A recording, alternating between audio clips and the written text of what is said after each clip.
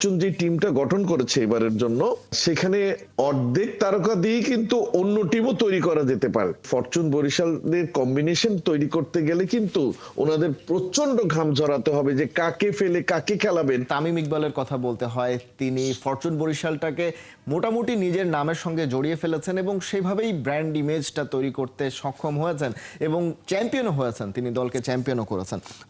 সাধারণত বিপিএল এই বিষয়টা দেখা যায় না, যেটা আইপিএল আমরা দেখি যে চেন্নাই সুপার কিংস মানেই মহেন্দ্র সিং ধোনি, বিরাট কোহলি মানেই রয়্যাল চ্যালেঞ্জার্স বেঙ্গালুরু, তামিম ইকবাল মানেই ফরচুন বরিশাল। বিষয়টা কি স্ট্যাবলিশ করা গেছে কিনা? আমি এটা প্রতি আপনাদের টক শো যদি খুঁজে দেখেন, আমি কিন্তু সবসময় বলে এসেছি যে এই বিপিএল এ কিন্তু প্রত্যেক বছর, আমি প্রিভিয়াস হিস্ট্রি গুলো থেকে একটু আসি, কোন সময় একটা দল কোর হিসাবে ধরেন 4-5টা প্লেয়ারকে কখনো পায়নি।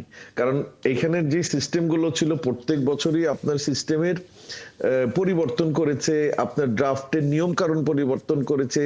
তো সেই হিসাবে দেখেন তামিম কিন্তু চাইলে অন্য দলে যেতে পারে, কিন্তু উনি সবসময় কিন্তু একটা আপনার সব উজাড় করে দিতে চান, যে কারণে ওনার হয়তোবা ফরচুন বরিশালের যে মালিক আছেন বা কর্ণধার আছেন তার সাথে একটা ভালো র্যাপো হয়ে গেছে এবং সেই কারণেই উনি ওইখানে থিত হয়েছেন বলে মনে হচ্ছে। But as it is cricket and professional cricket, আপনার যখন তখন কিন্তু প্লেয়ার চেঞ্জ হতে পারে।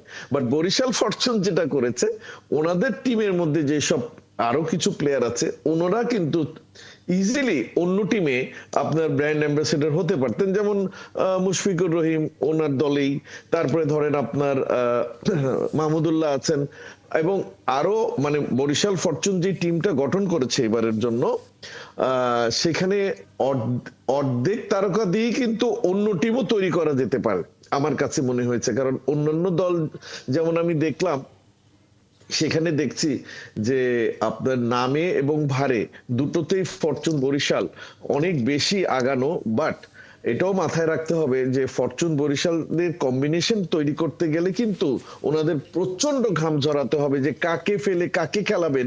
কারণ ওখানে 8-10 জন সেরা ব্যাটসম্যান আছে, মানে অ্যামং দেমসেলভস, আমি বলছি সেরা প্লেয়ার না, আমি বলছি সেরা ব্যাটসম্যান।